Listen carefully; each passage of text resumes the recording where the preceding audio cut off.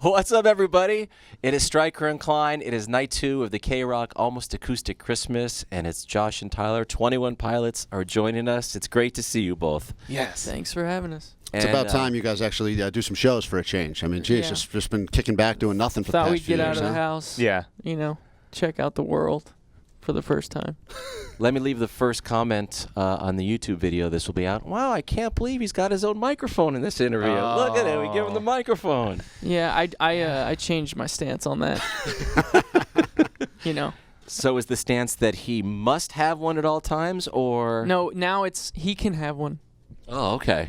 All But right. after all these years, I'm usually too scared to talk. So this is it. That's not true. That's not true at all, man. There's a second microphone on that chair. If you want to grab it, you can have two. We can make up for lost time. Honestly, people talk about me having the mic all the time, but if you look at his drum set, it's got like 30 mics on it. Yeah, that's true. He's got plenty of noise over there. Yeah. All right, let's get to some stuff. You're going to take the stage pretty soon to close out this year's Almost Acoustic Christmas.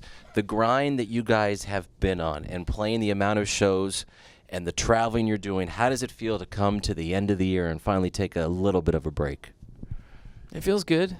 It's kind of weird. Josh and I have talked about you kind of get into a schedule when you go on tour, and to go home. First day, you're really excited to be home and using your own towels, simple things like that.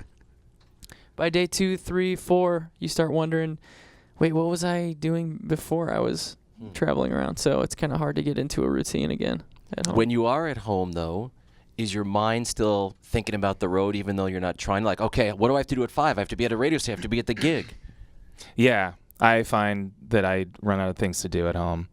I think adding on to what you said before, when we first started, whenever we had shows ahead on the calendar, we were like, cool, the band's moving forward because we're playing shows.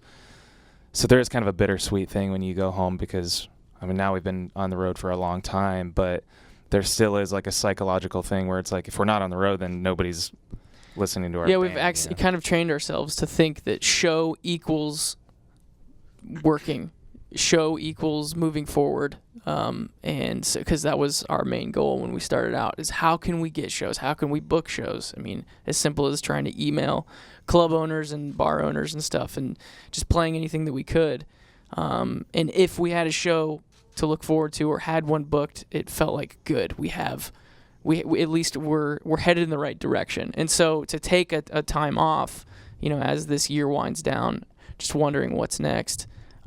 Josh and I find ourselves wondering, like, are we okay? Like, should we go play more shows? And so we kind of get antsy after a while. What's the policy on texting each other when you guys are off? I mean, would it be uncool if you're like, hey, we're on a break, what's going on here? Or do you FaceTime just to keep it fresh every night?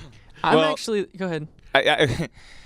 It's a weird dynamic because I exclusively text. I don't like talking on the phone.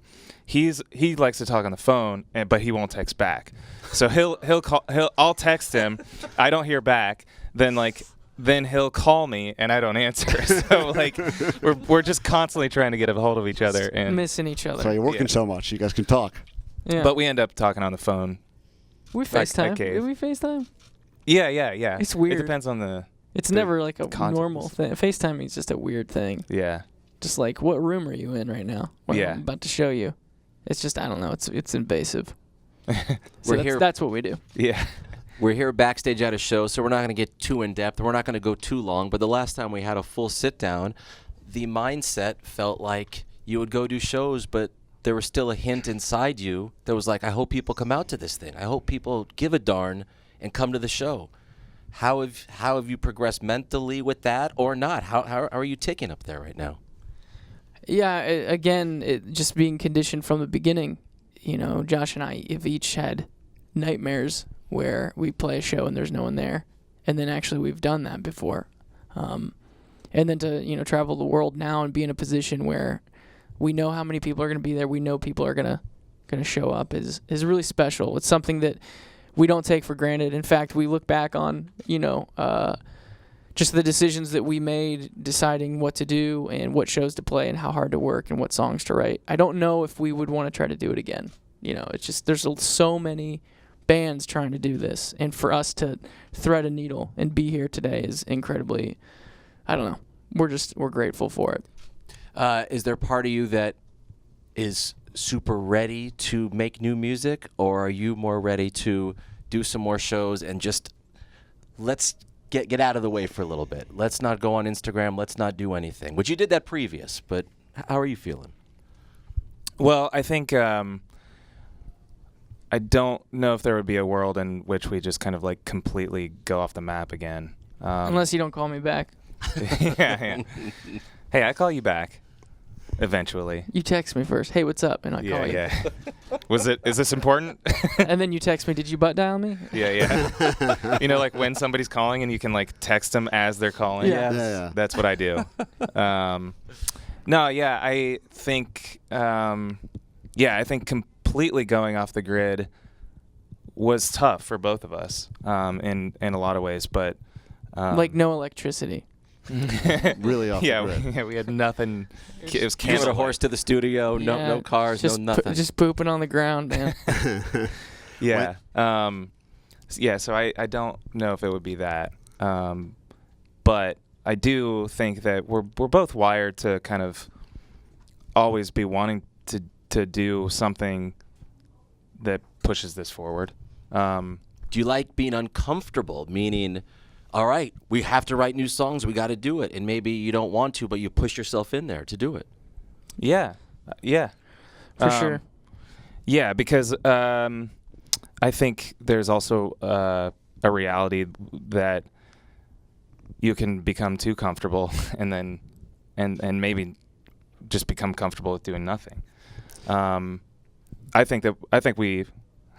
He's been wanting to ask something. I thought you were saying that. I'm uncomfortable doing nothing. I think that's what he's saying. Yeah. On the poster Hey, if you're ever uncomfortable doing it, look at this guy. You know, he hasn't asked us a this single is the face question of since we've been uncomfortable up right here. here. Just like your situation with him, Stryker allows me one question per interview, so I have to. Great, Is that what it is? I wonder if there was like I get one per interview, Let's hear it. and if I screw it up, better shall be I talk good. about mac and cheese and ketchup again? Let's talk about bring that up. Let's talk about this. You have a side project you're working on. It's called A Baby.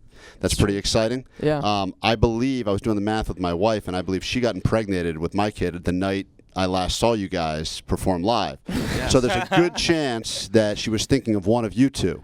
Yeah. Okay. See what the baby looks like. Yeah, well, the baby came out wearing a ski mask. And it was a drumstick, very right confusing. there. Is that something that you are, now that you've kind of figured out this music thing, is that something that you are incredibly nervous for? I'm nervous. Yeah, my wife is pregnant, but I'm so excited. I don't know. Everyone, my dad is just looking forward to watching me be the dad now. Because I'm close with my family still, and there's just so many things that I was a frustrating child in many ways, and he every time, even when I was 5, 6, young, he would say, "You wait till you have a kid, and you got to look at him straight in the face." So this is a revenge birth. Yeah, so he's excited to watch me kind of figure out everything that he had to figure out, and I just think that's the way, that's the way it should be. I'm going to do the same thing, I'm sure. And what role does he have now? Is he an uncle, a god? Do you give him something? Does he get a role? We've never talked about it. What role would you like? What do you want to be? What do you want I think to to be call an you? uncle, you have to be like related. Yeah. Well, see, there's some families. My wife's family is actually one of them. As I was getting to know her family, they would introduce me. Here's, Aunt Susie. I'm like, oh yeah, who's she related to? Oh no, this is just a good friend. So you have to kind of like understand. Some families bring aunts and uncles in that have nothing to do with the blood. Hey man, I'm happy to be Uncle Josh. Okay. Yeah. Yeah, I'll give my input, but I don't want to. I'm not ready to mess up a kid. I'll ask you. I'll call you if I need anything. But you can butt dial them. And I think we'll wrap it up right there. Great. Thank you so much for playing night 2 of Almost Acoustic Christmas. I hope you guys have a great holiday and a great rest. Good luck with your future nuptials coming up. Thank you. Good luck with your child. Best Thank to your you. family. And let's have a chat in 2020. Yeah. Another one if we can. We'll see. Okay, fingers crossed. I'll butt dial you. 21 Pilots. Look at these guys. We're striking a deal. I'm Stryker. It's a We're deal. striking the deal right now. It's a contract. See you 2020.